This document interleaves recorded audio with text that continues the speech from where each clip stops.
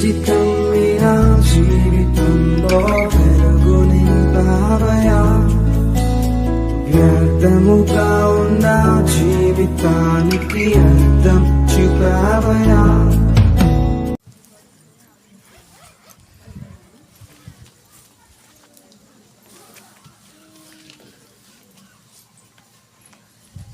మంచిది. కుడి వచ్చినందుకు ప్రభునామములు శుభములు వందనములు తెలియజేయుచున్నాము. సమయములో బైబిల్ గ్రంథంలో నుంచి మనందరం కూడక ఒక మంచి మాట చదువుకొని ప్రార్థన చేసుకొని కూడికను ముగించుకుందాం. ఎందుకంటే ఈ దినాలలో ఎక్కువ మంది దేవుని యొక్క సువార్త చేయుట కొరకు ప్రయాసపడుతూ ఉంటారు. అసలు ఎందుకు సువార్త చేయాలి? 4 గోడల మధ్య పరిచర్య చేయొచ్చు కదా, అనేక ప్రాంతాల్లోనికి వెళ్ళి ఎందుకు చేయాలి? అంత అవసరం ఏంది? చెయ్యమని ఏమన్నా దేవుడు ఏమన్నా చెప్పాడా? చెప్పకపోతే మరి ఎందుకు చేసేవాళ్ళం చేస్తున్నారు? దాని గురించి కొద్ది సమయము మనం ధ్యానిద్దాం. బైబిల్ గ్రంథంలో నుంచి ఆదికాండము చాలా జాగ్రత్తగా వినాలి. క్రైస్తవులుగా యేసు ప్రభువుని నమ్ముకున్న తర్వాత మన జీవితాలలో దేవుని యొక్క ఆకాంక్ష, దేవుని యొక్క ఆలోచనలు అనేది మన జీవితాలలో జరగాలనేది దేవుని ఉద్దేశం. ఆదికాండము 9వ అధ్యాయము 5వ వచనమును జాగ్రత్తగా చదువుదాం. జాగ్రత్తగా వినండి. 5వ వచనాన్ని జాగ్రత్తగా చదువుకుందాం. మరియు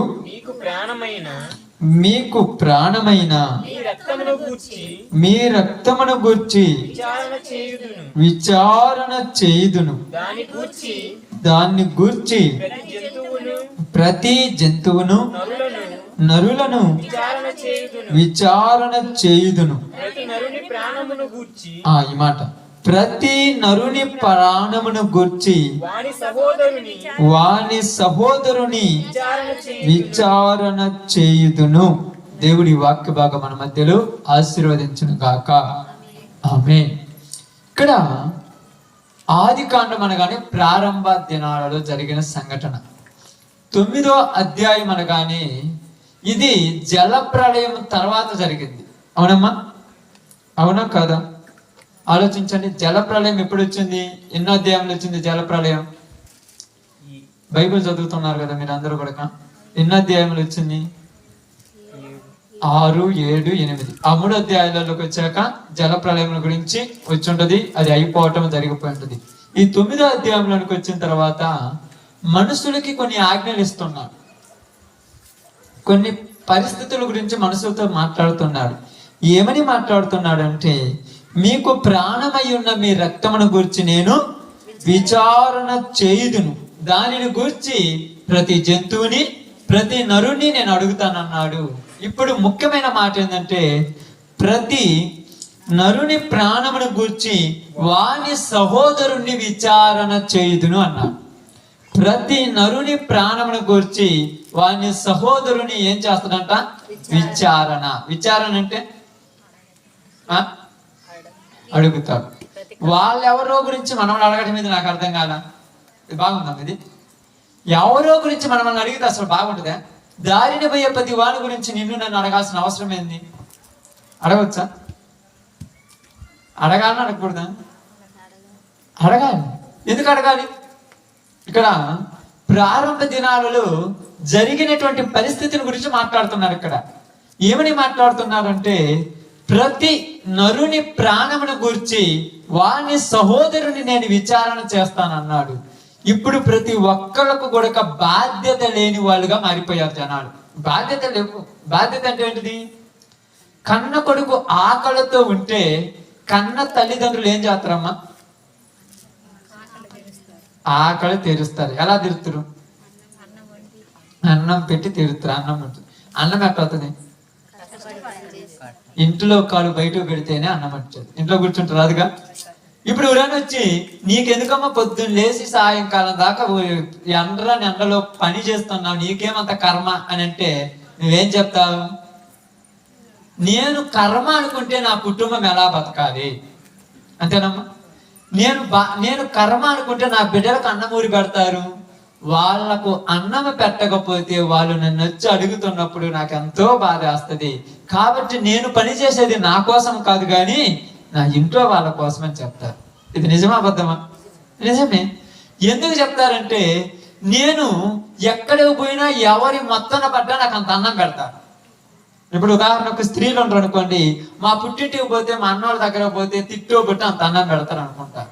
పురుషులు ఉన్నారు అనుకోండి, నేను యాడికి పోయినా ఏ పని చేసుకున్నా సాయంత్రానికి కల్లా అంత అన్నం తింటా, నాకు ఇబ్బంది లేదంట. మరి ఎందుకు కలిసి మెలిసి పని చేయాలి ఇప్పుడు భార్యాభర్తలు? కుటుంబం ఉంది కాబట్టి. అదే లేకపోతే, ఆ బాధ్యత లేకపోతే ఎవరైనా చేయాల్సిన అవసరం ఉందమ్మా? మీరు చేయాల్సిన పని ఉందా? బాధ్యత ఉన్నది కాబట్టి ఎన్నైనా ఓర్చుకొని చేస్తున్నారు. బాధ్యత ఉంది కాబట్టి. అదే బాధ్యత లేకపోతే చేస్తారమ్మా? ఎవరేమన్నా ఎవరేం పడుతున్నా పొద్దుగూకులు అటుపక్కల ఇటుపక్కల అంటుంటారు, ఏం సత్తవా, ఏం సంపాదించిన తినరాదు, మేము పోతావా తెచ్చుకోం పోతావా, ఎన్ని అంటున్నా కూడా వాళ్ళు ఇనన్నట్టుగా పోయి చేస్తా ఉంటారు. వాళ్ళు చేసి చేసి కూడబెట్టిన వాటి వల్ల వాళ్ళ పిల్లల ప్రయోజకులు అయినప్పుడు మరలా వీళ్ళే ఏమంటారంటే వాళ్ళ తల్లిదండ్రులు కష్టపడి సంపాదించారు కాబట్టి ఈరోజు వాళ్ళ పిల్లలు సుఖంగా ఉన్నారు. బాగా అర్థమవుతుందా? నిజం, ఇది నిజము, ఇది అబద్ధం కాదు. ఈ రోజు చాలా మంది అంటారు, ఎందుకు మీకు ఈ పరిస్థితి వచ్చిందంటే మా పెద్దోళ్ళు సంపాదించి ఉంటే మేము ఇలా ఉండేవాళ్ళం కాదు, వాళ్ళు సంపాదించలేదు కాబట్టి ఈరోజు మేము ఎర్రని ఎండలో వెళ్ళిపోతున్నామంట. రేపు మన పిల్లలు అలా ఉండకూడదని మనం కష్టపడుతూ ఉంటాము. ఇది అర్థం కాక లోకం ఏమనుకుంటుందంటే, ఉదాహరణకు ఉదయం లేచినప్పటి నుంచి పనికి పోయే వాళ్ళని చూసి వీళ్ళు చెట్ల కింద కూర్చొని నవ్వుతా ఉంటారు. ఎలాకేం తెలుసు? వీళ్ళకేం తెలుసమ్మా?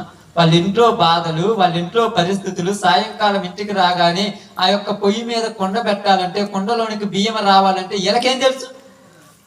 ఆడ కూర్చునే వాడికి ఏమన్నా తెలుసా? ఆడ ఉన్నవాడికి ఏమన్నా తెలుసా? చుట్టుపక్కల ఉన్నవాడికి ఏమన్నా తెలుసా? ఇంట్లో ఉన్నటువంటి తల్లికి తండ్రికి మాత్రమే తెలుసు.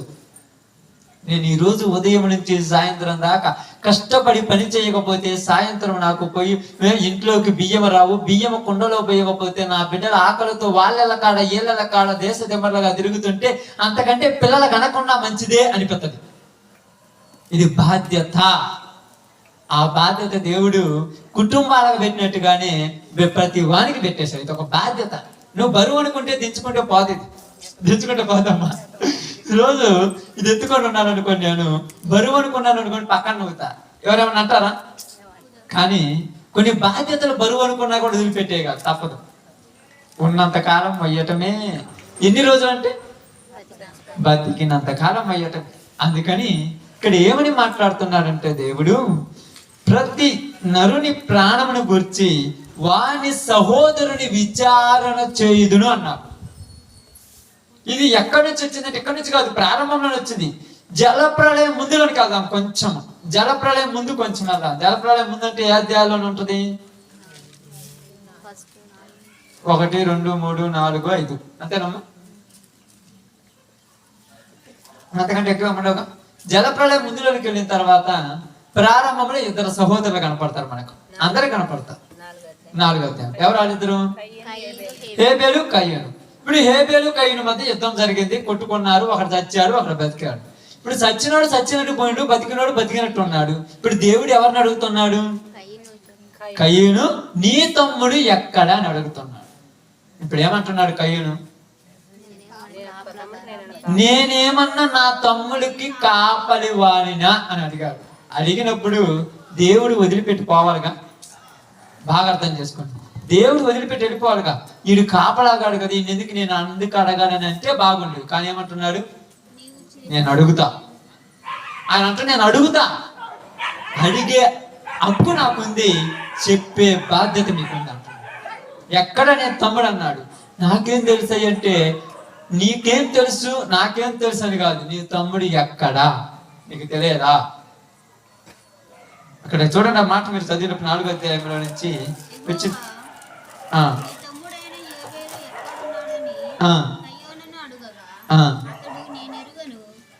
ఎన్నో వచ్చినమ్మా? 8, 9. నా తమ్మునికి నేను కావలి వాడనా అనేను. అప్పుడు ఆయన, నీవు చేసిన పని ఏమిటి? నీ తమ్ముని రక్తం యొక్క స్వరము నేలలో నుండి నాకు మొరపెడుచున్నది. ఏమంటున్నాడు? నా తమ్మునికి ఏమన్నా నేను కావలి వాననా? ఇప్పుడు మన అందరం అంటుంటాం అప్పుడప్పుడు చాలా మంది పిల్ల దగ్గరికి వచ్చి, అమ్మా మీ భర్త ఇంటికి వచ్చి భార్యను అడుగుతాడు, పిల్లోడి అడిగిపోయినాను కానీ ఇప్పుడు ఏమంటాడు, నాకేం తెలుసు నేను పొద్దుట నుంచి ఇంటికాడ ఏమన్నా నాకేం తెలుసు, వాడు ఎట్టుకుంటూ నేనేమన్నా వాడికి కాపలానంటే భర్త ఊరుకుంటాడా? నువ్వు ఉన్నది దేనికి?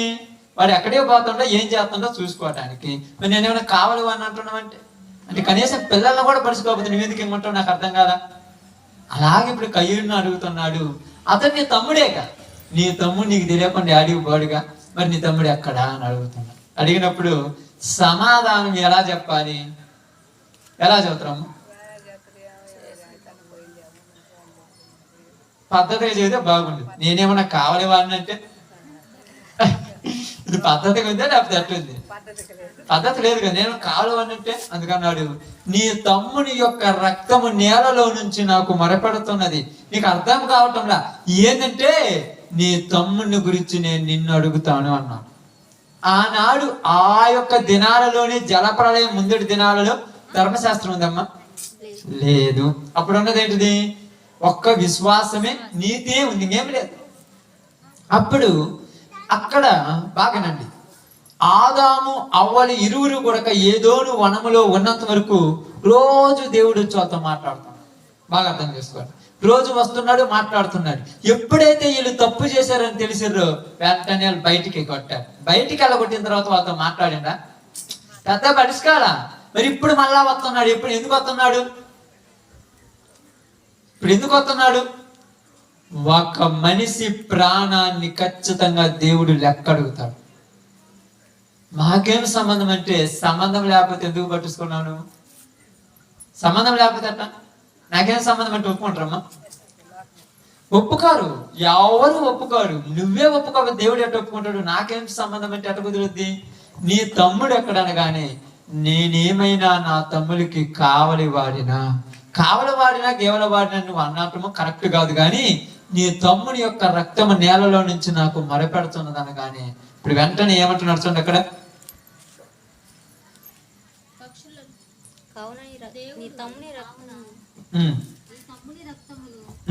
నీ చేతిలో నుండి పుచ్చుకొనుటకు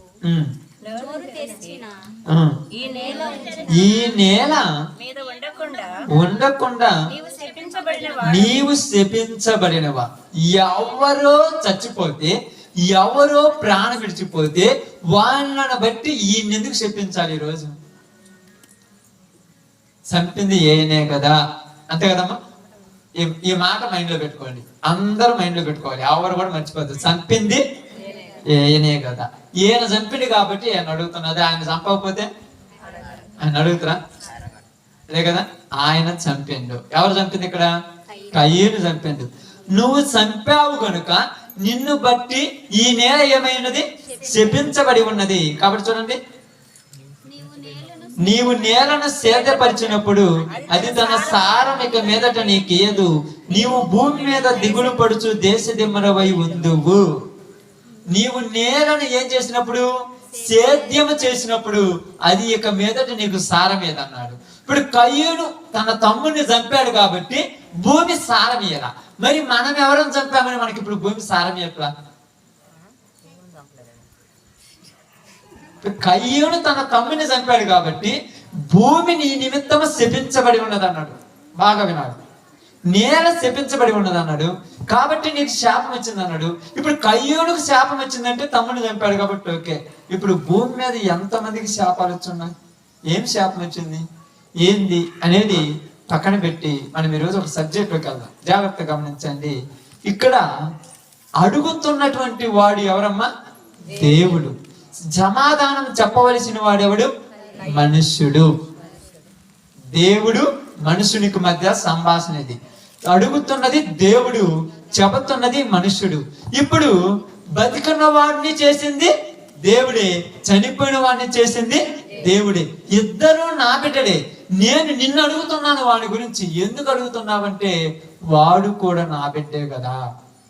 మీరు ఇంటికి పోయినప్పుడు, మీరు బయటకు పోయి ఇంటికి రాగానే ఒక పక్కన ఇద్దరు అన్నదమ్ములు ఉంటే ఒకడేమో ఒక పక్కన కూర్చుంటాడు, ఒకడేమో ఏడుస్తా ఉంటాడు. ఇప్పుడు వెంటనే ఏడిచే వాడిని దగ్గర తీసుకొని వస్తాడు, వచ్చి ఎందుకురా ఈడు ఏడుస్తున్నాడని వాడిని అడుగుతాడు.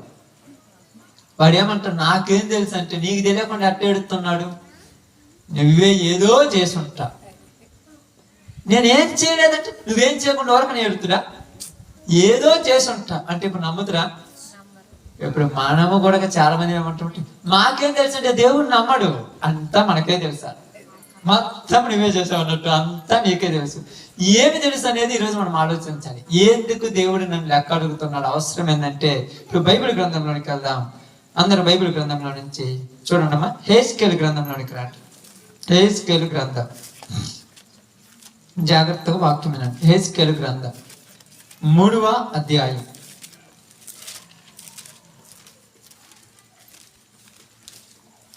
హెస్కేలు గ్రంథం 3వ అధ్యాయం తీసారమ్మా. తీసిన తర్వాత 18వ వచనం నుంచి దానంగా చదువుకుంటూ వద్దాం. అవశ్యముగా నీవు మరణమవుదువని నేను దుర్మార్గుని గూర్చి ఆజ్ఞ ఇయ్యగా నీవు అతనిని హెచ్చరిక చేయకయు అతడు జీవించినట్లు తన దుర్మార్గతను విడిచిపెట్టవలనని వానిని హెచ్చరిక చేయకయు నుండిన ఎడల ఆ దుర్మార్గుడు తాను చేసిన దోషమును బట్టి మరణమవును గాని అతని రక్తమును గూర్చి ఉత్తరవాదిగా ఎంచుదును. అతని రక్తమును గూర్చి ఎవరిని ఉత్తరవాదిగా ఎంచుతారంట? నిన్ను ఉత్తరవాదిగా ఎంచుదును అన్నాడు. ఇక్కడ ఏం జరిగిందంటే, ఒక మనిషి దుర్మార్గ పనులు చేస్తున్నాడు. దుర్మార్గ పనులు చేసేవారు ఎవరైనా అనుకోవచ్చు, ఆయన మంచోళ్ళు లేదు చెడ్డోళ్ళు లేదు, దుర్మార్గ పనులు చేస్తున్నాడని చెప్పి దేవుడికి ఒక మనిషికి చెప్పాడంట, ఇదిగో వాళ్ళు దుర్మార్గ పనులు చేస్తున్నారు, వాళ్ళు దుర్మార్గ పనులు చేయటం వల్ల వాళ్ళ మీదకి నాశనం వస్తుంది, వాడు తొందరగా చచ్చిపోతాడు, నువ్వు వెళ్ళి వాడికి చెప్పు అని దేవుడు నీకు చెప్పాడంట. చెప్పినప్పుడు నాకెందుకు నువ్వు ఓరకున్నావు అనుకో, వాడు చచ్చిపోతాడు. చచ్చిపోయినప్పుడు వాని రక్తముల గురించి మనం అడుగుతున్నంట. అసలు ఇదేంటి పాయింట్ అయినా? ఎవడో పనికి మాలినోడు తాగుబోతూ తిరుగుబోతూ లోకంలో తిరిగేటువంటి వాడు ఎవడో వాడి ఇష్టం వచ్చినట్టు వాడు తిరుగుతుంటే వాడి గురించి మనకే తెలిసింది మరి ఏందో ఘోరంగా. అసలు నీకు తెలియకుండా ఉంటే బాగుండు కదా. ఇప్పుడు నీకు తెలిసింది, ఎలా తెలిసింది? ఏ విధంగా తెలిసిందమ్మా? ఏ విధంగా తెలిసింది ఇప్పుడు చెప్పండి. గాలిలో నుంచి ఏమైనా వార్తలు వచ్చాయా? మరి ఎలా తెలిసింది? నువ్వే మరీ వెళ్ళి అడిగి తెలుసుకుంటున్నా, ఎవరు ఎట్టాటోళ్ళు, వాళ్ళు ఏం చేస్తున్నారు, వీళ్ళు ఏం చేస్తున్నారు అని. ఇప్పుడు నీకు తెలిసింది, తెలిసిన తర్వాత నీకేమైంది? బరువు పెరిగింది. అందుకే నేను చెప్తాను, వట్టి మాట్లాడకాడ కూర్చోకూడదమ్మా. కూర్చుంటే లేని కొన్ని తలకానిపులు వస్తాయని చెప్తాను. మీరేమంటారంటే ఎవరేం చేసుకున్నారో తెలుసుకుందామని. తెలుసుకుంటే బరువు పెరుగుద్ది. తెలుసుకుంటే బరువు పెరుగుద్దా లేదా? బరువు పెరిగింది అనుకో, రేపు ఏమంటాడు తెలుసా, నీకు తెలిసినా కూడా నువ్వు ఎందుకు మెదలకుండా ఉన్నావు? నీకు తెలిసినా కూడా నువ్వు మెదలకుండా ఒప్పుకుంటారమ్మా. ఒక ఉదాహరణకి ఎగ్జాంపుల్ ఏమనుకోవద్దు, నీవు అక్కడ కరెంటు తీగ తగలబడుతూ ఉందనుకోండి, నువ్వు చూసి నాకెందుకు నోరకున్నాం అనుకోండి, చుట్టుపక్కల నిన్నేమంటారు? తగలబడుతుంటే చెబితే నీ సొమ్మేమన్నా పోద్దా అని అంటారు. నేను చెప్పటం వలన ఏం ప్రయోజనము? నేను చెప్పటం వల్ల ఏమైనా ప్రయోజనం ఉందా? చెప్పటం వలన ప్రయోజనం ఉంది. ఏంటిది? వెంటనే పోయి మెయిన్ ఆపేస్తాడు, మిగతాదంతా నిలబడుద్ది. అదే చెప్పకపోవటం వలన మొత్తం కాలిపోయింది. మొత్తం కాలిపోవడానికి కారణం ఎవరు? చూసిన నువ్వే. అదే నువ్వు చూడకపోతే. ఇప్పుడు అదే విధంగా దేవుడు కూడా అడుగుతున్నాడు, పనికి మాలిన వాటన్నిటినీ మైండ్ లో పెట్టుకొని, లేనిపోయినవన్నీ మీ మైండ్ లోకి తెచ్చుకొని మీరు చెప్పకపోవటం వల్ల రేపు నేను అడుగుతాను అంటున్నాడు. అదేం పద్ధతి అయ్యా నీకు? అసలు అది కరెక్ట్ కాదని మనం అడిగితే, నీ కొడుకు ఆకలితో ఉన్నాడని ఎర్రటి ఎండలో ఎండకపోయి పని చేసుకొచ్చినప్పుడు వాడి ఆకలి నువ్వు తీర్చావు కదా, ఇప్పుడు నీ తోటి సహోదరుడు కూడా నరకానికి పోతున్నాడని తెలిసి కూడా చెప్పకపోతే నేను నిన్ను లెక్క అడుగుతాను అంటున్నాడు అక్కడ దేవుడు. అందుకేమన్నారు తెలుసా? దుర్మార్గుడు దుర్మార్గపు పనులు చేస్తున్నప్పుడు వాడు దుర్మార్గపు పనులు చేస్తున్నాడని నీకు తెలిసిన ఎడల నీ వెళ్ళి వానికి చెప్పాలంట, ఏమని? నువ్వు మరణం అవుదువు అని.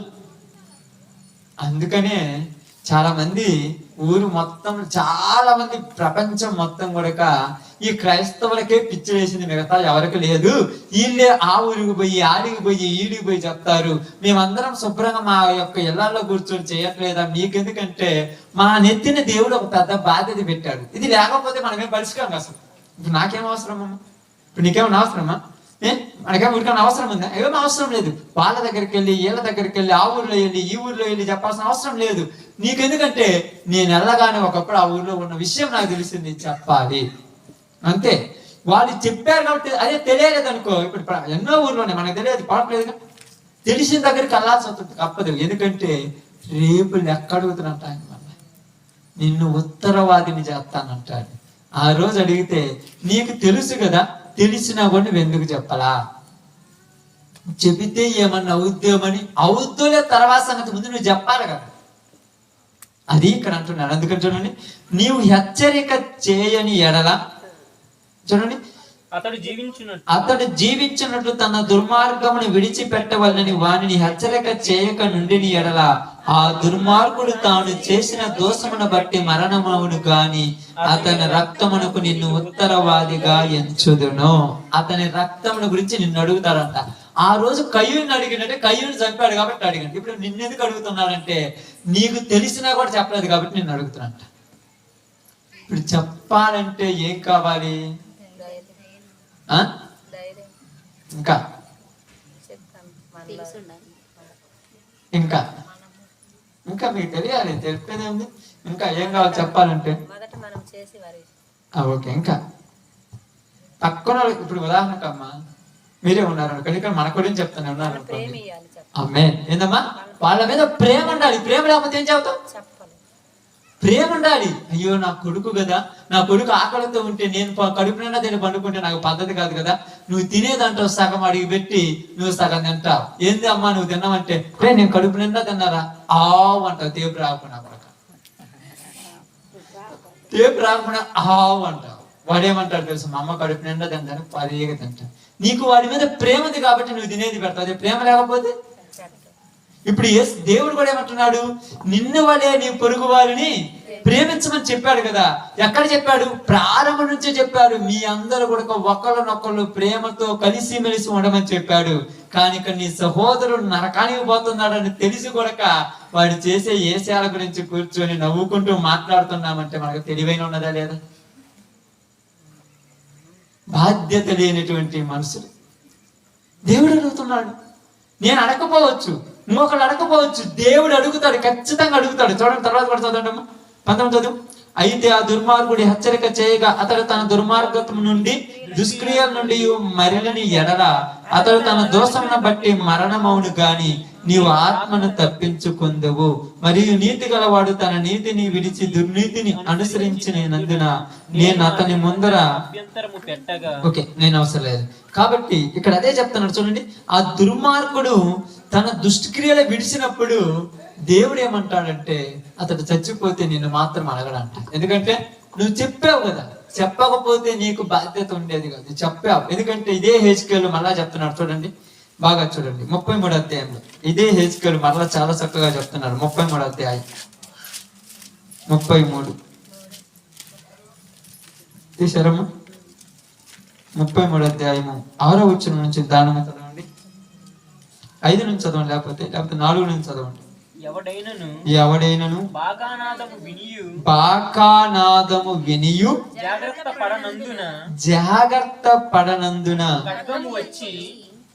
2 నుంచి చదువు, బాగా అర్థమవుద్ది. నరపుత్రుడా, నీవు ఈ జనులకు సమాచారము ప్రకటించి వారితో ఇట్లనము, నేను ఒకానొక దేశం మీదకి ఖడ్గమును రప్పించగా ఆ జనులు తనలో ఒకరిని ఏర్పరచుకొని కావలిగా నిర్ణయించిన ఎడల అతడు దేశం మీదకి ఖడ్గం వచ్చుట చూసి బాకా ఊది జనులను హెచ్చరిక చేసిన సమయమున ఎవడైనా బాకానాదము వినియు జాగ్రత్త పడనందున ఖడ్గము వచ్చి వాని ప్రాణము తీసిన ఎడల వాడు తన ప్రాణమునకు తానే ఉత్తరవాది. ఇక్కడ దేవుడు ఏమన్నాడంటే, ఈ దేశం మీదకి ఖడ్గం రప్పించబోతున్నాను.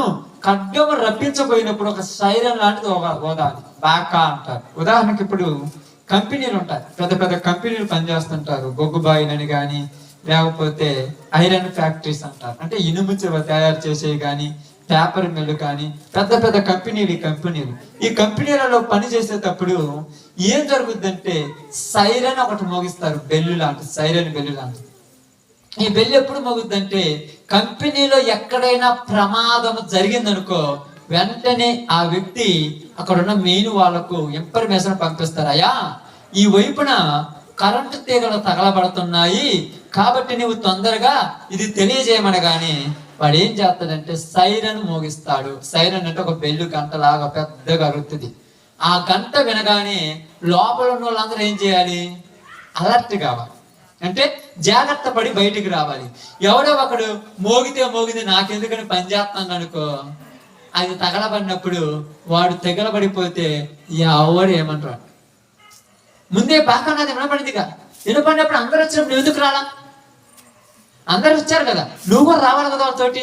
నాకు వినపడలేదంటే నీ పక్కన వాళ్ళు పిలుచుంటారుగా, ఎందుకు రాలేదు కనుక నువ్వు చచ్చిపోతే నీ ప్రాణమునకు నువ్వే ఉత్తరవాది. నిన్ను గురించి ఎవరిని లెక్కడగను. తెలియ చెప్పిన తర్వాత వినకపోతే దేవుడు నిన్ను లెక్కడగడు. ఇప్పుడు మరలా కింద వాడు చదవండి. బాకానాదం విని వాడు జాగ్రత్త పోయిన కనుక తన ప్రాణమునకు తానే ఉత్తరవాది. ఏలయనగా వాడు జాగ్రత్త పడిన ఎడల తన ప్రాణమును రక్షించుకొనును. అయితే కావలి వాడు ఖడ్గము వచ్చుట చూచి బాకా ఓదకు నందు చేత జనులు అజాగ్రత్తగా ఉండుటయు, ఖడ్గము వచ్చి వారిలో ఒకని ప్రాణము తీయుటయు తటస్థించిన ఎడల వాడు తన దోషమును బట్టి పట్టుబడినను నేను కావల వాని యొద్ద వాని ప్రాణమును గురించి విచారణ చేయుదును. ఇప్పుడు కావల వాడికి తెలిసింది, ఖడ్గం వస్తుంది, నువ్వు ఖచ్చితంగా సైరన్ మోగించమన్నాడు, బెల్లు కొట్టమన్నాడు. వీడు బెల్లు కొట్టమని నిద్రపోతున్నాడు. బెల్లు కొట్టమని నిద్రపోతాం లేదా, వాడి పనులలో పడిపోయి నాకేందిలే వెళ్తోటి అయిపోయిందిలే, నాకెందుకు వెళ్తోటి అని వాడి పని వాడు చూసుకుంటున్నాడు. ఇప్పుడు నువ్వు ఉన్న దేనికి, బెల్లు కొట్టడానికి. నువ్వు బెల్లు కొట్టకుండా నీ పని నువ్వు చూసుకుంటే మరి అంతకాడికి నీకెందుకు ఈ పని?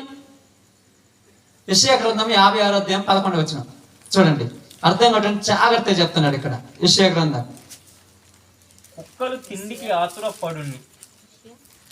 యెషయా గ్రంథం 56:11 నుంచి అదే. కుక్కలు తిండికి ఆతురపడును, ఎంత తినను వాటికి తృప్తి లేదు.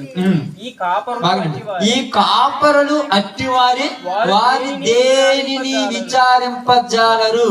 వారందరూ తమకిష్టమైన మార్గమున పోవుదురు. ఒకడు తప్పకుండా అందరూ స్వప్రయోజనమునే విచారించుకుందరు. సొంత ప్రయోజనాన్ని చూసుకుంటారు కానీ వీళ్ళ గురించి ఆలోచించట్లేదంటే ఎవరు. కాపరుల గురించి మాట్లాడుతున్నాడు. బాగా నాది వినపడింది కదా, నీకు కొందరిని అప్పచెప్పాను కదా, వీళ్ళకు నువ్వు హెచ్చరిక చేయకుండా వీళ్ళని పచ్చుకోకుండా నీ పని నువ్వు చూసుకుంటే ఇప్పుడు ఎవరిని అడగాలి? అడిగితే నేను ఏమన్నారు తెలుసా, వాళ్ళు ఏం చేశారంట, కావలి వారు ఎలా ఉన్నారంట, ఈ కావలి వాళ్ళు ఏం చేస్తారా ఏమంటారు చూడండి, వారు కాపరులు గుడ్డివారు, వారందరూ తెలివి లేని వారు, వారందరూ మోగ కుక్కలు మరగలేరు, కలవరపడుచు పండుకొనుచు నిద్రాశక్తులు, కుక్కలకు తిండి కాతురత పడినట్టు ఎంత తినను వాటికి తృప్తి ఉండదు. ఏ కాడికి ఏం సంపాదించుకుందామా, ఎంత కూడబెట్టుకుందామా, మన పనులు మనం చేసుకుందామా అంటే నీకు పని చేసుకోవడానికేనా? నీ బాధ్యత ఏంది? ఇప్పుడు నా బాధ్యత ఏంది? నా బాధ్యత ఏంది? కాపరని నేను. కాపరని అంటే ఇక్కడికి మీరు వచ్చారనుకో, మిమ్మల్ని అందరినీ భద్రంగా చూసుకునే బాధ్యత నాది. ఈ ప్రాంతంలో భద్రంగా ప్రార్థన చేసే బాధ్యత నాది. నా బడ్స్ కాకుండా నాకు పనులు ఉన్నాయి, నేను పోతున్నాను, మీ సావు మీరు సామని చెప్పింది అనుకోండి, రేపు నన్ను ఎవరు అడుగుతారంట?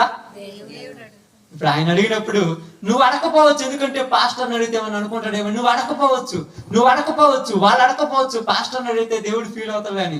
కానీ ఎవరు అడుగుతారంట? అందరూ స్వప్రయోజనం కోసం అన్నాడు. బాగా నాది వినపడిందిగా, వినబడినప్పుడు నువ్వేం చేయాలి? ఇప్పుడు తినేదేంది? నేను తినాలి తర్వాత చెప్తానంటే ముందు తినేదే అంటే అక్కడ చాతున్నారా మనిషి అంటే తింటాడు ఎవరన్నా?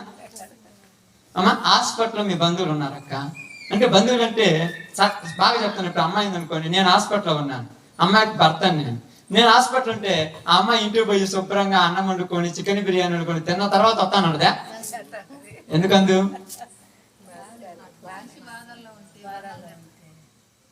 అంటే నేను ఊర్లో ఎంతో మంది దేశంలో బాధలు ఉన్నారు కదా, తింటుంది కదా, మరి నేను బాధలు అంటే ఎందుకు తింటదు? నన్ను అంత ప్రేమిస్తుంది కాబట్టి, అంటే నన్ను ప్రేమిస్తుంది కాబట్టి తిందు, మిగతా వాళ్ళు ఎట్టకొని నా పర్లా.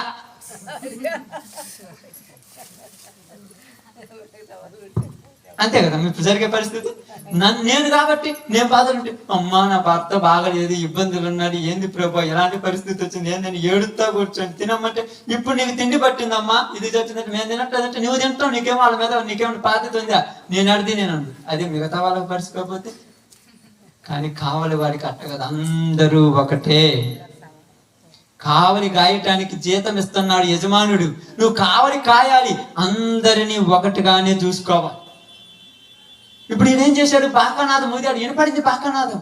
అయ్యో దేశం మీదకి ఖడ్గం వస్తుందంట, చెప్పురా పోయి అంటే నాకు లేబుద్ది కావట్లేదు, తర్వాత చెప్తాను. తర్వాత చెప్పేదాకా ఉంటుంది ఖడ్గము. ఇప్పుడు ఖడ్గం వచ్చింది, అందరిని చంపేసింది. ఇప్పుడు ఎవరిని అడుగుతున్నంట? అంత బాగా అర్థమైంది. ఇప్పుడు మీ చేను ఉందక్క, బత్తాయి తోట బొప్పాయి తోట ఉంది, మీరు పోలాకి ఏం చేస్తారు? కాపలా కానీ పడతాడు, నెలకు 5,000 10,000 20,000 ఇచ్చి. కాపలా వాడు వచ్చి ఆ కాపలా కూర్చుంటాడు. కూర్చున్న తర్వాత వాడు వచ్చినప్పుడు మీరు వచ్చి చూడగానే పొలంలో కూడా అందరు కాయలు బిక్కుంటారు అనుకోండి, మీరు ఎవరిని అడుగుతారు? రే నువ్వేం చేస్తాను అంటే, నిన్ను చూడలేదమ్మంటే చూడకుండా నువ్వెందుకు ఏడా? అంతే కదక్క. చూడకపోతే నువ్వు అసలు అవసరమా? నిన్ను పెట్టిందే కాపలా కాయటానికి. నువ్వు నిద్రపోతే, నువ్వు తాగి నిద్రపోయి పడుకొని ఉంటే మరి ఇప్పుడు వాళ్ళు వచ్చారు కదా, ఇప్పుడు బాధ్యత ఎవరిది? అందుకని ఇక్కడ బైబిల్ ఏం చెప్తుందంటే, కావలి వాడినికి నేను హెచ్చరిక చేశాను, నువ్వు వెళ్ళి చెప్పు అంటున్నాడు. నేను చెప్పనంటే వాడి ప్రాణముల గురించి రేపు నిన్ను అడుగుతాను అన్నాడు. వాడి ప్రాణముల గురించి, ఎవరి ప్రాణముల గురించి? నీకు తెలిసిన తర్వాత ఎంతమంది దుర్మార్గంలో చనిపోయారో వాళ్ళందరి గురించి రేపు అడుగుతారంట. ఒకవేళ నువ్వు చెప్పావనుకో నేను అడగడు, ఇంకా చెప్పకపోతే నేను అడుగుతానంట. మరి నేను చెప్పలేదని ఎంతమంది మీరు ఉంటారు చెప్పండి? నేనేం కావలి వారం కాదనుకుంటే, నేను ఎలాగ సంఘానికి కాపురను, మీరు కూడా మీరున్న ప్రదేశాల కాపులని. అందుకే కదా మీకు ఏ పని లేకుండా ఏం లేకుండా మోకాళ్ళ మీద కూర్చొని వీళ్ళని కాపాడే వాళ్ళని కాపాడని ప్రార్థన చేస్తారు. ఎందుకు ప్రార్థన చేస్తారు? వాళ్ళ కోసం నాకు అర్థం కాదు. మీరు వారొక లోపల ఆ చర్చిలో కూర్చొని ప్రార్థన అయితే చేస్తారు. ఇవి చెప్పడానికి ఏమి ప్రార్థన చేసేది అయితే ఖర్చు లేదు కదా, లేదక్క కష్టపడాల్సిన పని లేదు కదా. 10 నిమిషాలు కూర్చొని ఆ మూల కూర్చొని ఎవరన్నా చూస్తే ఓహో నిద్రపోతుంది అనుకుంటే ఆ దుప్పరం మోసపరుచుకొని ప్రార్థన చేసేది అది పెద్ద పట్టింపు లేదు కదా. మరి చెబితే చెప్పాలంటే బయటకు పోవాలి కదా. అందుకని ఇక్కడ అన్నాడు, బాకానాదము వినబడినను వాడు మారకపోతే వాడు తప్పుటోడు, బాకానాదము ఊదినా ఓదాలని చెప్పినా ఓదకపోతే నిన్ను అడుగుతానన్నాడు. ఇప్పుడు కయ్యూని అడుగుతున్నాడు, నీ తమ్ముడు ఎక్కడని. నాకేం తెలుసయ్యా, నా పనిలో నేను ఉంటే నీకు తెలియకుండా మరి ఎందుకు నీ తమ్ముడి దగ్గర ఉన్నా? ఇద్దరు వచ్చారుగా, ఇద్దరు కూర్చున్నారుగా, అర్పణ ఇచ్చారుగా, ఇద్దరు ఇచ్చినప్పుడు నీకు తెలియదా అంటే ఇదేందనుకుంటారు? మరి మీకు అర్థం కాల బైబిల్ అనగానే ఈ పరిచర్య అంటే మీకు అర్థమవుతుంది. దేవుడు అంటే ఎంత లోతుగా తెలుసా దేవుని పరిచర్య. ప్రాణాలు పోయినా కూడా సహోదరుని విడిచిపెట్టరావా, అది పరిచర్య. ఈరోజు స్వార్థపూరితమైన పరిచర్యలు, ఎవరికి ఇష్టం వచ్చినట్టు ఎవరు నచ్చినట్టు వాళ్ళు చేసుకునేటువంటి లోకంలో ఉన్నాము. అందుకే దేవుడి ప్రేమ మనుషుల మధ్య చల్లారిపోయింది, అక్రమం విస్తరించిపోయింది అనేక మంది మధ్య. ఇప్పుడు నిన్ను అడిగేటువంటి వాడు ఎంతమంది గురించి నిన్ను అడుగుతాడు ఈరోజు నీ మైండ్లోకి ఎక్కొండొచ్చు. అందుకే నేను చెప్తాను, పొట్టుటోళ్ళ గురించి తెలుసుకోవద్దు అని చెప్తాను. మీరేమో తెలుసుకోవడానికి పోయి మరి చెవులేసి మరీ వింటారు. విన్న ప్రతి దానికి నిన్ను అడుగుతారు. ఎప్పుడు నువ్వు విన్నావు కదా చెప్పొచ్చుగా, చెబితే ఏమన్నా అనుకుంటారేమో. మరి అనుకునేదానికి ఎందుకు విన్నావు? అనుకుంటానని తెలుసు మరి ఎందుకు విన్నావు? ఇప్పుడు నేను నేను తప్పు చేశాను, నా గురించి నువ్వు వాళ్ళ కాడ అడిగి మరీ తెలుసుకోవాల్సిన అవసరం ఏముంది? తెలుసుకున్న తర్వాత చెప్పాలి. చెప్పితే నేను మారకపోతే నాదే శిక్ష, మారాననుకోండి నీ ఒక ఆత్మను సంపాదించుకున్నాడు. చెప్పకపోతే నిన్ను అడుగుతున్నట్టు. ఎంతో బైబిల్ అంటే అదే. మరి బైబిల్ అంటే మామూలు విషయమా? ప్రారంభం నుంచి చెప్తున్నాడు, బాకానాదము ఓదవలసిన బాధ్యత వాడిది. ఇప్పుడు బాకానాదం ఓదకుండా ఏం చేసినట్టు చూడండి ఇక్కడ చదువు. అయితే కావలివాడు ఖడ్గము వచ్చుట చూచియు బాకా ఓదనందు చేత జనులు అజాగ్రత్తగా ఉండుటయు ఖడ్గము వచ్చి వారిలో ఒకని ప్రాణము తీయుటయు తటస్థించిన ఎడల వాడు తన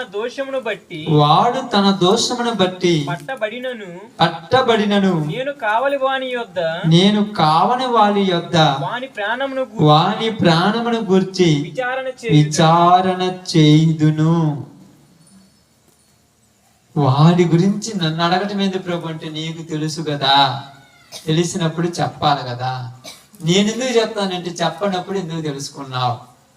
ఇప్పుడు ఉదాహరణకు మీరు పని చేసేవాళ్ళు అనుకున్నా, అందరూ పని చేసేవాళ్ళు, పని చేయని ఒకళ్ళ ఇద్దరు అంతేను, మిగతా వాళ్ళందరూ పని చేసేవాళ్ళు. మీరు పని చేసేటప్పుడు కొన్నిసార్లు ఏం చేస్తారంటే, అక్కడెక్కడో పని ఉందని అంటారు. వినగానే ఏం చేస్తారు, ఇంట్లో టీవీ కట్ చేసి అన్నం రెడీ చేసి తినేసి ఆ కండ భుజాలు చేసుకుని రోడ్డు మీద కూర్చుంటారు. ఏందమ్మా వరకు కూర్చున్నా అంటే, ఏం లేదులే అంట. తెలిసిందిగా పని ఉందని. ఏం లేదంటవా, ఏం లేదు అంట. వాళ్ళు నిన్ను తప్పించుకొని పోదాం అనుకుంటారు, తప్పించుకొని పాడుతావా, నేను వస్తానంట. అంటే వినపడ్డప్పుడు బాధ్యత కలిగిపోతాను కదా.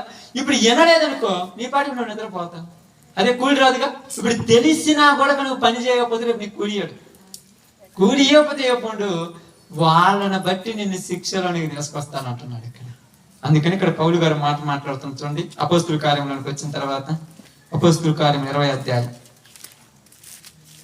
అపోస్తుల కార్యములు 20వ అధ్యాయం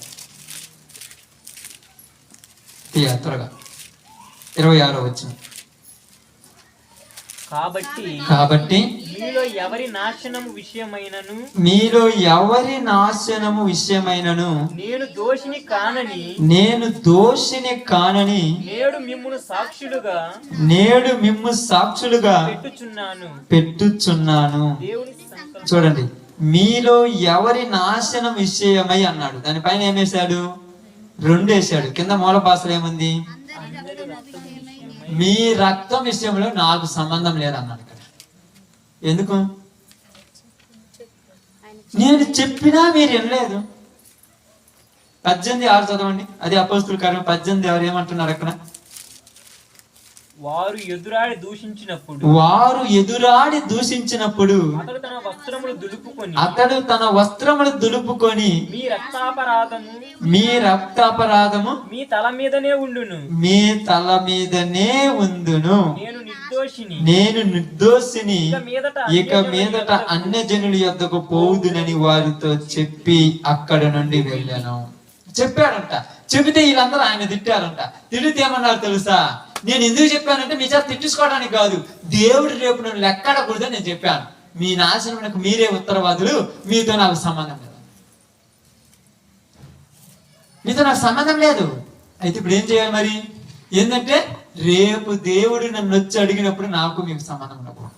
అందుకని మీ రక్తమ విషయంలో నేను నిర్దోషిని. చాలా మందికి మీరు చెప్తుంటే వాళ్ళకి నవ్వులాడకుంటది. మీరేమనుకుంటున్నారంటే చెప్పి సగం బరువు దింపుకుంటున్నారు, మీకు అర్థం కావట్లా. చాలా సార్లు అంటారు, మీరు ఎవరో కూర్చొని ప్రార్థన చేయొచ్చు కదా, ఇవన్నీ పెట్టాల్సిన పని ఏంటంటే మీరు వినాలని. ఇవన్నీ లేకుండా ఏమైనా వేసి విండా. ఇప్పుడు మనం ఎంత బాక్సులు పెట్టుకుని ₹1,00,000 సిస్టమ్ పెట్టుకుని ఇవన్నీ పెట్టుకొని చెప్పాల్సిన అవసరం ఏం చేసి విండా. మరి ఎందుకంటే వాళ్ళకి చెప్పాలి నువ్వు. వాళ్ళు చెప్పినప్పుడు వాళ్ళు వినరు, వినగొన్నప్పుడు నేను తిడతారు. తిడితే మీరేమనాలంటే మీ నాశనానికి మీరే ఉత్తరవాలి, నాకు సంబంధం లేదు. చెప్పాల్సిన బాధ్యత మనది. చెప్పవలసినటువంటి పరిస్థితిని మన మీద పెట్టాడు దేవుడు. తన సహోదరుని నిజముగా ప్రేమించువాడు. యాకోబు రాసిన పత్రిక 5వ అధ్యాయం 19-20. యాకోబు రాసిన పత్రిక 5వ అధ్యాయం 19-20. నా సహోదరులారా మీలో ఎవడైనను సత్యము నుండి తొలగిపోయినప్పుడు మరి ఒకడు అతనిని సత్యమునకు మళ్ళించిన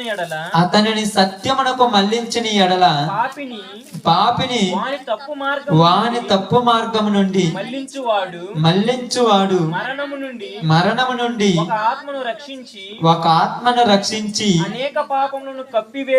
అనేక అనేక పాపములను కప్పివేయునని తాను తెలుసుకొనవలెను. ఎవరైనా తప్పు చేస్తున్నప్పుడు మనం వెంటనే వెళ్ళి చెప్పితే వాడు ఆ తప్పులో నుంచి బయటకు వచ్చాడు అనుకోండి, మన పాపములు ఏమవుతాయంట? చూడండి అక్కడ ఏమన్నాడు? కప్పివేయబడును. అనేక పాపములను కప్పివేయునని తాను తెలుసుకొని ఒక్కసారి దేవుని దగ్గరకు వస్తే నువ్వు ఇదివరకు చేసిన పాపాలన్నీ క్షమించేస్తాడు దేవుడు. నువ్వు చెప్పే బాధ్యత నీ నెత్తిని పెట్టిపోయాడు. అమ్మాయి చెప్పవలసిన బాధ్యత మన చేత ఉంది. చెప్పమంటే చెప్పకుండా పోయి 4 గోళ్ళ మధ్య కూర్చొని భజన చేసుకుంటాం అనేది నాకు అర్థం కాదా? ఊరేంచి 4 గోళ్ళ మధ్య కూర్చొని, ఎందుకంటే పరువు బాగకూడదు, సిగ్గు బాగకూడదు, అవమానం రాకూడదు, నిందలు రాకూడదు. ఊరేం చెప్తారు? ఏం తెలుసా? 100 రూపాయల కూలికి పోతే కష్టం ఉండదా అక్క? అయితే 20 రూపాయల కూలికి పోతే ఏ దాని దగ్గర కష్టం దానికి ఉంటుంది.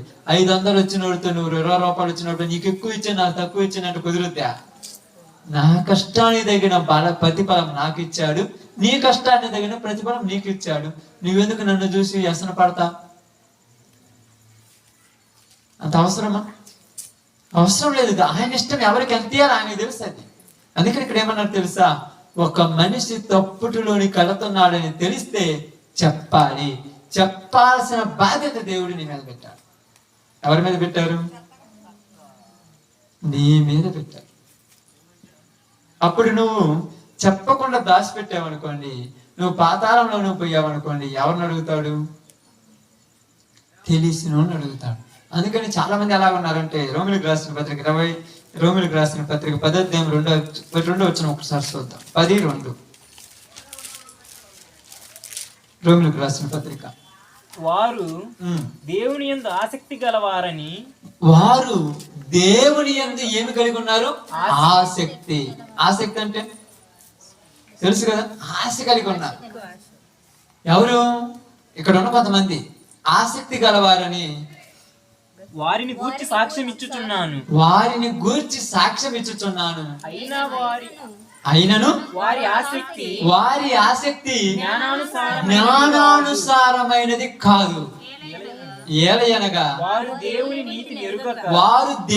నీతిని ఎరుగక తమ స్వనీతినే స్థాపింపబూనుకొనుచున్నారు. దేవుని నీతికి లోబడలేదు. ఇక్కడ ఏంది?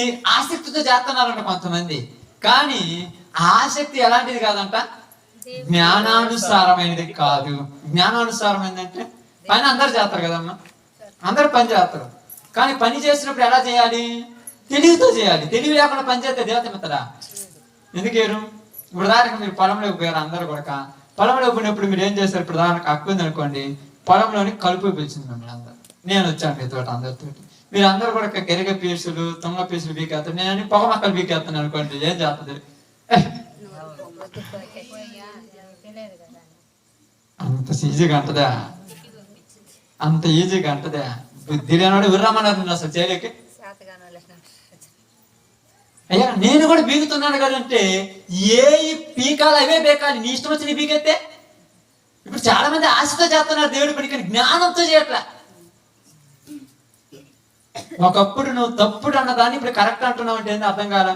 ఒకప్పుడు మనం ఆర్సీఎంలో ఉన్నామమ్మా, అది తప్పని ఇక్కడికి వచ్చినాము. మళ్ళీ ఇప్పుడు ఆర్సీఎం తీసుకొచ్చి మనలో పెట్టుకుంటే, ఒకప్పుడు హెబ్రోన్ పాస్టర్ ఉన్నాడు, ఆయన తప్పుడు అన్నాం, ఇప్పుడు ఆయన తీసుకొచ్చి మనలాగా తీసుకొచ్చి వాక్యం చెప్పిస్తే ఇప్పుడు తప్పుడు అన్నా, ఇప్పుడు ఎందుకు కరెక్ట్ అయ్యాడు అంటే నీ ఇష్టం వచ్చినట్టు స్వనీతి ప్రకారం చేస్తే కరెక్ట్, కాకపోతే లేదా ఇప్పుడు ఈడు పాకనాథం అవుతున్నానంటే కరెక్ట్ ప్రకారం అవుతా, నీ ఇష్ట ప్రకారం వస్తే. ఇది వరకు వాళ్ళందరూ తప్పుటోళ్ళని వాళ్ళ దగ్గర నుంచి ఇక్కడికి వచ్చి నువ్వు ఇప్పుడు వాళ్ళ దగ్గరికి నేను పోతే నువ్వు రమ్మంటే అట్లా కుదురుద్ది. అంటే స్వనీతి కదా ఇది, అంటే స్వార్థం లేదా? అంటే మీకు తెలియకపోయొచ్చేమో, నీకు తెలియకపోయించేమో. జ్ఞానంతో ఆలోచించా. ఇప్పుడైనా ఆలోచించారా? నేనేం చెప్తుంటాము, దేవుడి సేవకులు అందరూ కరెక్ట్ అంటాను, కానీ కొంతమంది ఏమంటారు ఎవరు కరెక్ట్ కాదు నేనే కరెక్ట్ అన్నావు. మరి ఇప్పుడు అందరం చేసుకొచ్చి నెత్తిని పెట్టుకుంటే వాళ్ళు కరెక్ట్ కానీ నాకు చెబుతుంది, మరి నువ్వు కరెక్ట్ ఎట్లా అంటున్నావు? అంటే నీకు అవకాశం వస్తే కరెక్ట్, నీకు అవకాశం రాకపోతే తప్ప. అంటే ఇక్కడ ఎవరు అడగరా? అడిగేవాడిని లేరు, ఎందుకంటే దేవుని సేవకుని ఎదిరించకూడదు కదా. అందుకని తెలిసిన వాడు చెప్పాలి. ఇంట వినప్పుడు మీ బాధ్యత అది. నేను చెప్పి నాకు చెప్పాను వినకపోతే నా తప్పది. నాకేం అవసరం లేదు, ఇప్పుడు నేను ఉన్నాను, ఎక్కడ మీటింగ్ పెట్టినా ఏది పెట్టినా మనమే వాక్యం చెప్పాలి. ఎందుకని మనం కరెక్ట్ అని కదా, మిగతా వాళ్ళు తప్పని కదా. అందరూ పక్కన వ్యాప్తి దొరికి అందరూ ఆశ్రయం లేదు. మేము కూడా నేను ఆడ చేస్తే నన్ను ఏమన్నా వద్దు అంటారు మీరు అన్న. మా మామయ్య సొంత మామ నన్ను ఏమన్నా వద్దు అంటారమ్మా, అది కరెక్ట్ కాదు. మరి ఇప్పుడు నేను వాళ్ళకి ఇప్పుడు నాకు అవకాశం లేదు, వాళ్ళ దగ్గర పోతే బాగుంటుంది, నేను మళ్ళీ వాళ్ళ కాడికి పోయి కూర్చున్నాను అనుకోండి, ఏంటంటే దేవుడు అందరిని ప్రేమించమన్నాడంటే మరి అప్పుడు కరెక్ట్ కాదు, ఇప్పుడు కరెక్ట్ అట్టయింది నాకు అర్థం కాదా. జ్ఞానంతో చేయాలి పని. ఎట్టబడితే అటు చేస్తే పెంచిన మొక్కలు నీ చేత నువ్వే పీకేపించుకున్నావు అంటే దానికి బాధ్యులు పౌలు గారు ఏమన్నా, నేను కట్టిన వాటిని మరలా నేను పడగొట్టిన ఎడాలి నాకంటే మూర్ఖుడు ఎవరు? చెప్పటం బాధ్యత మాది, చెప్పడం బాధ్యత నీది. బాగా పొదటం వారి బాధ్యత, జాగ్రత్త పడకపోవటం ఇది నీ బాధ్యత. అందుకని ఆసక్తి అందరు చేస్తాను, ఇప్పుడు అందరూ చేయట్లేదంట, నేను చేయలేదు అట్లా. కానీ చేసేది ఎలా చేయాలంట? జ్ఞానంతో. ఎలాంటిది అది? దేవుని నీతికి లోబడి చెయ్యాలి. దేవుడి నీతి ఒకటి ఉందిగా, అంటే దేవుడికి ఒక నీతి ఉన్నది, కానీ ఇదివరకు దేవుడికి నీతి లేదు, ఇప్పుడు నీతి ఉన్నదంటే అంటే నీ ప్రకారం మాత్రడా దేవుడు, నా ఇష్ట ప్రకారం మాత్రడా? కయ్యను అడిగినప్పుడు దేవుడు ఎలా అడిగాడు? హెజ్కేలుని అడిగినప్పుడు కూడా అలాగనే అడిగాడు. ఎందుకంటే ఆయన నిన్న నేడు రేపు ఒకేలాగా ఉంటాడు, మనలాగా మారడు ఆయన. ప్రారంభంలో ఒకసారి బయటకు వచ్చిన తర్వాత, ఈ బైబిల్ పట్టుకున్న తర్వాత ఇప్పటికి నన్ను కోట్ల మంది పిలుచుంటారు. ప్రాణం పోయినా పర్లేదు రానని చెప్పాను. చివరికి నాతో ఉన్న వాళ్ళు పిలిచినా రానని చెప్పాను. ఎందుకంటే నేను నేర్చుకున్నది కరెక్ట్ అంతే. ఎందుకు కరెక్ట్ అన్నామంటే, కరెక్ట్ కాకపోతే మనం ఎక్కడో కలవచ్చు. ఇప్పుడు అన్నుతారు కుక్కలు లేరమ్మా సేవకులు పిలిస్తే నేను ఎంతమంది లేరు ప్రపంచంలో? ఎందుకు లేరు? అవకాశం లేదు కాబట్టి లేరు. ఇప్పుడు అవకాశం ఉంది కాబట్టి ఎందుకు లేరు? 300 కదా 500 ఇస్తాం. మనం పిలిస్తే 15 మంది వచ్చారు సేవ, 15 మంది, ఇంకొక 20 మందిని పిలిస్తే వస్తారు. ఎందుకంటే 500 ఇస్తే సౌకర్యం వస్తారు. పచ్చిగా చెప్తున్నాను, ఉన్నది నేను నీతికి చెప్తాను. ఎందుకంటే తిండికి ఆతృత పడినట్టుగా ఆతృత పడుతున్నారు ప్రపంచంలో జనాలు. అంతే, కావాలని నేను వాళ్ళని తిట్టాలని చెప్పట్లేదు. ఎందుకంటే చేసేది జ్ఞానంతో చేయాలి. స్వార్థ కక్షతో పగతో చేస్తే సాలదు, జ్ఞానంతో చేయాలి. ఇప్పుడు దానివల్ల నువ్వేం నేర్చుకున్నావు? ఏం నేర్చుకున్నావు?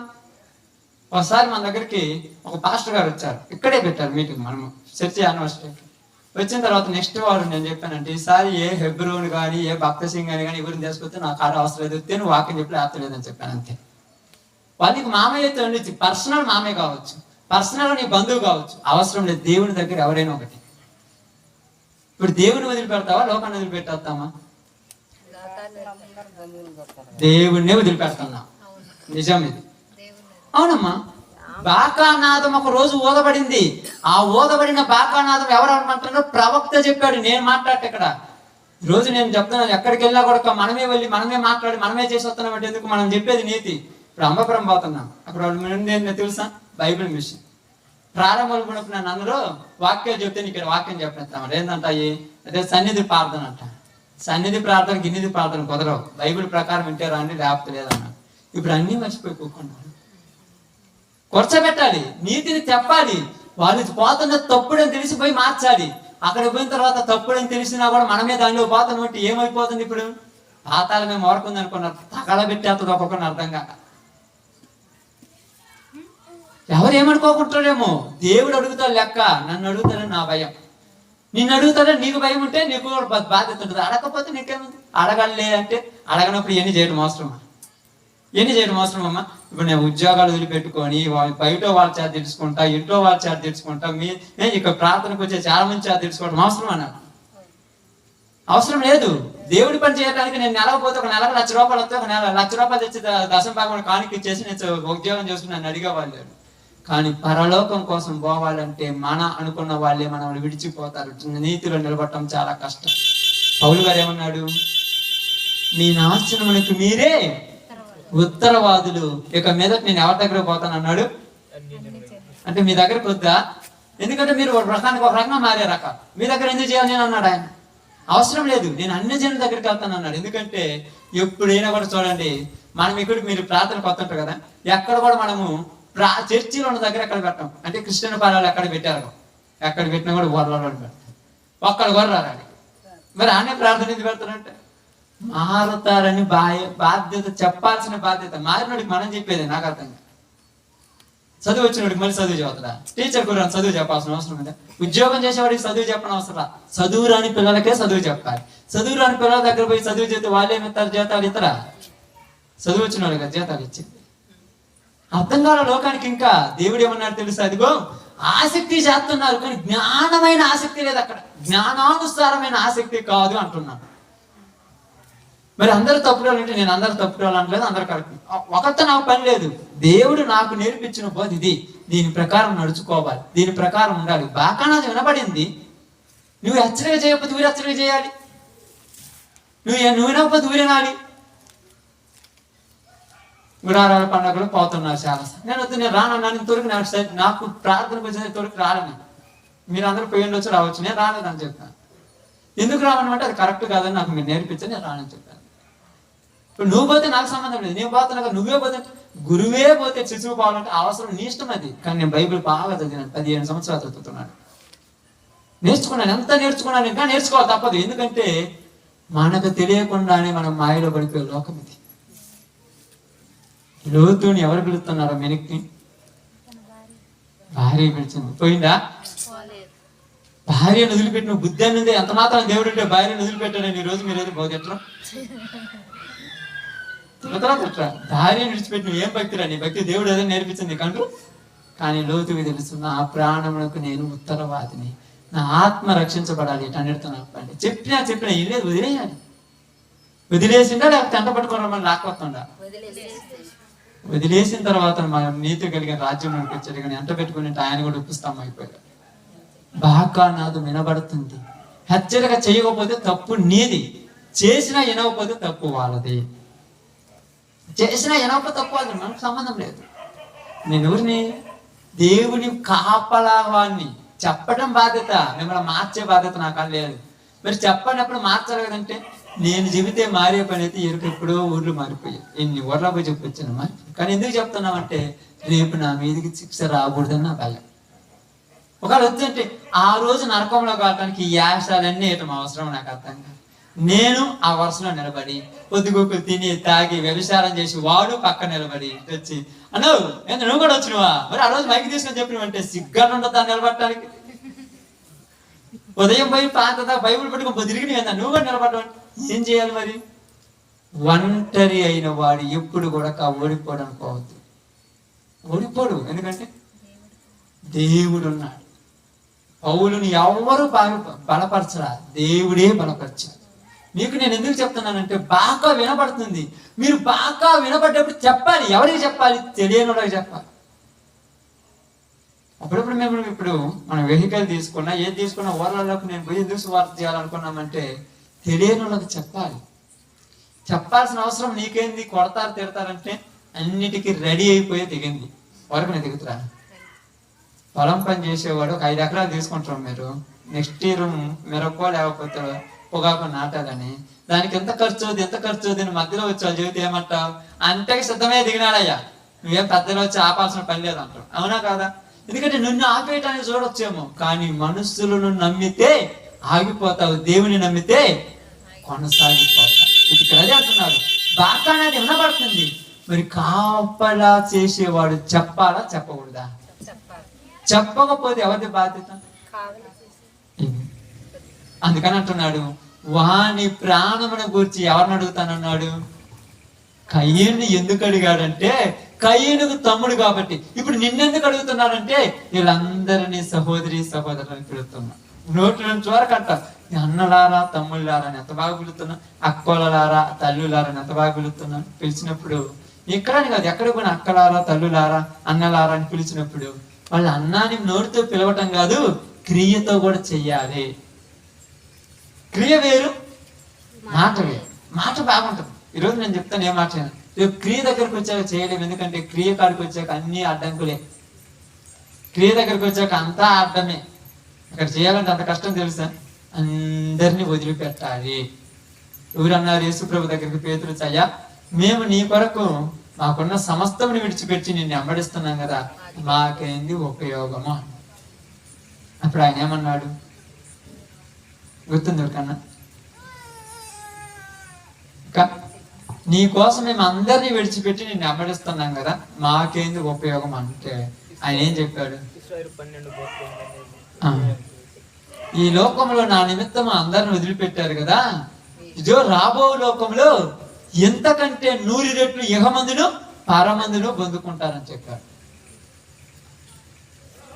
ఇహమందును పరమందును పొందుకుంటారు. ఒక్క అక్కని విడిచిపెడితే 100 మంది అక్కలు తయారైపోయారు. ఒక్క అన్నని విడిచిపెడితే 100 మంది అన్నలు తయారైపోయారు. విడిచిపెట్టడం అంటే వదిలేయటమని కాదు, లోకంలో ఉన్నారు కాబట్టి వాళ్ళ వాటిల్లో పాలు పంపులు పొందడం అంతే. మనం గానకుండా ప్రార్థనకి వెళ్ళాం, గుర్తుంది మీ అందరికీ. పక్కనే మా అక్కలు ఫోన్ మీద చేసి ఏంది ఇంటికాడికి కూడా రాలేదండి. నాకేం పని రావట్లేదు, నేను వచ్చింది ఆడికి ప్రార్థనకి. మరి కుటుంబం దగ్గరకు వచ్చి పర్సనల్ ఒక రోజు బండి చేసుకుని వస్తాను, నీ కాడికి వచ్చి నీ ఇంట్లో ఉంటాను, చికెన్ బిర్యానీ వండి పెట్టి తిని వస్తాను. నేను ప్రార్థనకు వచ్చి నీళ్ళ కాడు జరిగేది నాకు అర్థం కాదా? నువ్వు పోయింది ఏంది, నువ్వు చేసే పని ఏంది నాకు అర్థం కాదా? అసలు కరెక్టేనా?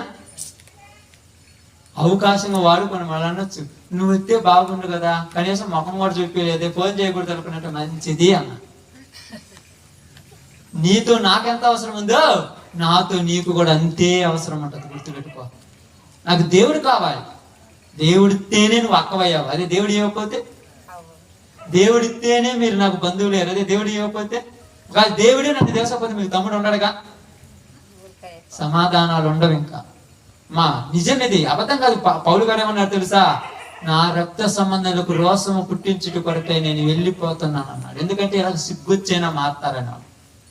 ఆయన వరకు మాట్లాడాడు పౌలు గారు. అంటే పౌలు గారి గురించి చూడ చెప్తారన్నాడా? చచ్చిపోతేప్పుడు ఆయన ఏమన్నాడు తెలుసా? నా కోసం ఏముంది అన్నాడు? ఈరోజు ఎవరైనా ఇక్కడ ఉన్నవాళ్ళు మనగలమా? నేను ఇప్పుడు చచ్చిపోయిన పరలోకం పోతాం అనేవాళ్ళు కరెక్ట్ అనేవాళ్ళు ఎవరు మనం ఉన్నాం ఇక్కడ అని చెప్పాడు. గ్యారంటీ రాసి ఇచ్చాడు పత్రం మీద, నేను పరలోకం పోతున్నాను. ఎందుకంటే ఇది అనుకుంటే జరగవు, దేవుడు తలుచుకుంటే జరిగే. మీకు అర్థం కాదు బైబిల్.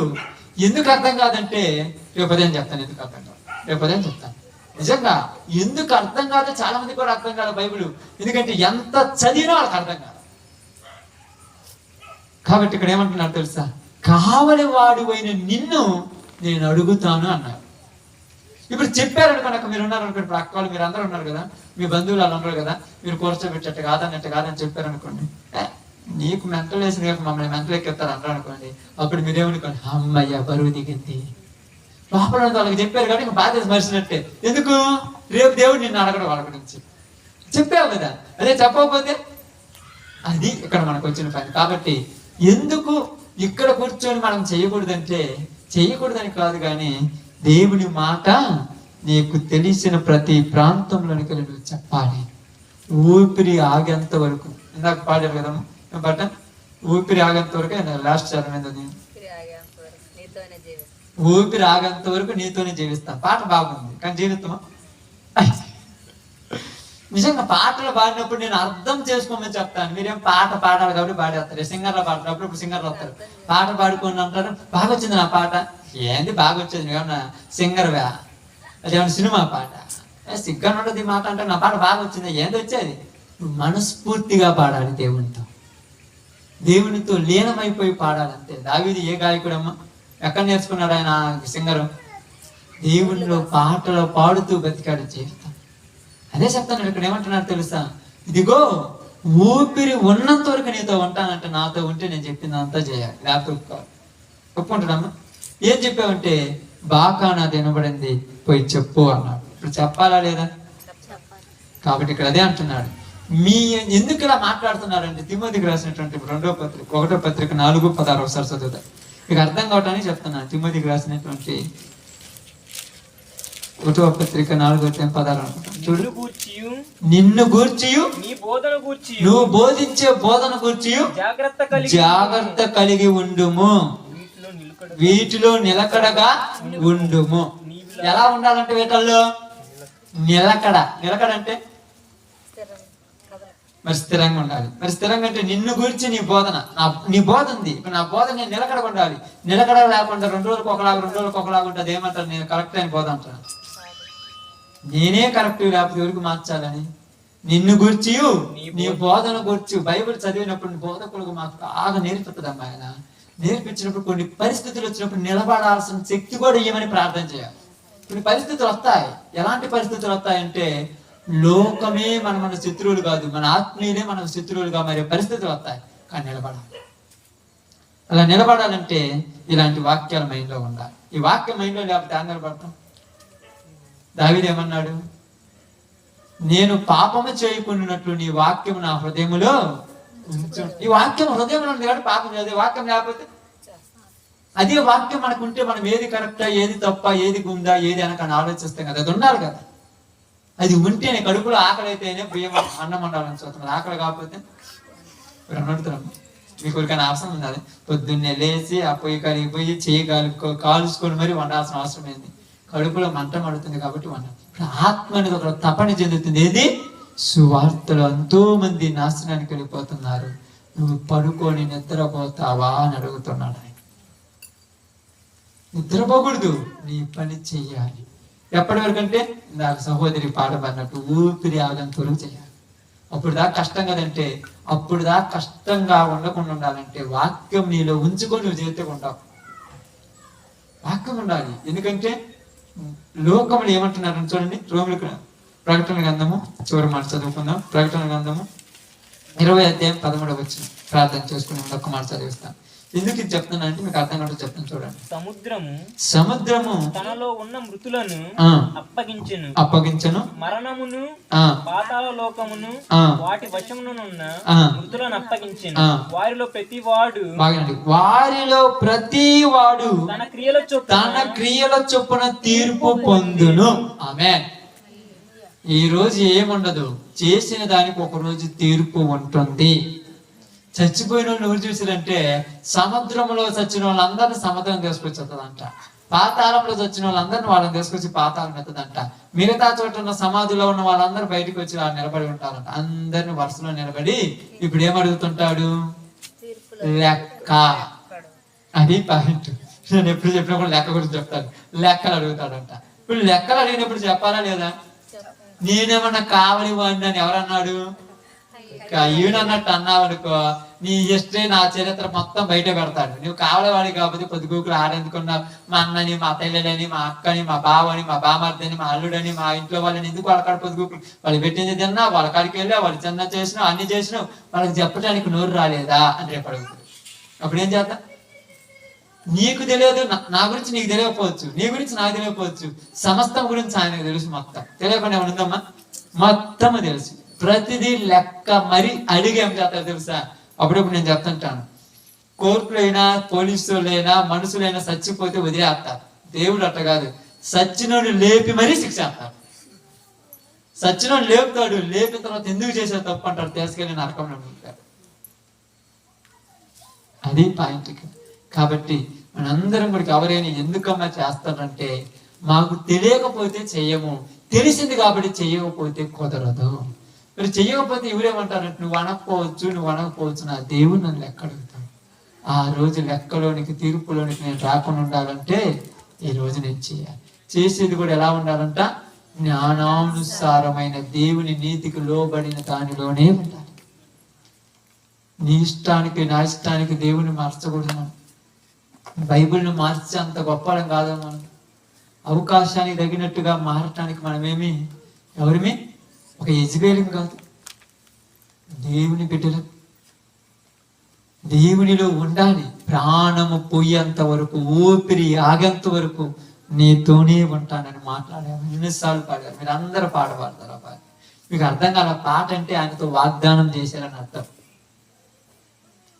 ఆ వాగ్దానంలో ఎన్ని వచ్చినా నేను మాత్రం నిన్ను విడవను అని ప్రార్థన చేశాను. కాబట్టి ఈరోజు మనందరికీ చెప్పిన ఒకే చిన్న మాట ఏంటంటే, నీ సహోదరుడు పాపంలో ఉన్నాడని తెలిసినా నువ్వు చెప్పకపోతే దేవుడు మన వల్ల లెక్క అడుగుతాడంట. నన్ను ఎందుకు అడుగుతాడంటే, రేపు ఆయన అడగని ఎందుకు అడుగుతాడు? చెప్తాడు. కయ్యూని ఎందుకు అడిగాడు? నీ తల్లే వాడు చచ్చాడు. అదే నువ్వు చెబితే మారేవాడు, భక్తి కొడుగా చరిత్ర చాలా చెప్తే, నువ్వు చెబితే మారేవాడు, తాగుబోతుడు నువ్వు చెబితే మారేవాడు. మారలేదంటే దేవుడు చూసుకుంటాడు అంతే. చెప్పటం నీ బాధ్యత. మారేవాడు, మారితే 4 రోజులు బతికేవాడుగా. మారలేదు కాబట్టి అధికంగా దుర్మార్గ పనులు చేసి నాశనం అయిపోయాడు కనుక రేపు నన్ను అడుగుతాడు. అది మన భయం. ఈ భయం ఉన్నాడు దేవునిలో కరెక్ట్ గా ఉంటాడు. భయం లేనాడు లోకం మీద 4 రోజులు బతకటానికి చేసే పనులు ఇవన్నీ. అది ఏ పనైనా 4 రోజులు బతుకుదల కోసమే. కానీ దేవునిలో బతకాలంటే లోకాన్ని విసర్జించాలి, ఓకే, అందరూ తల వంచితే ప్రార్థన చేద్దాం. అందరూ ప్రార్థనలోకి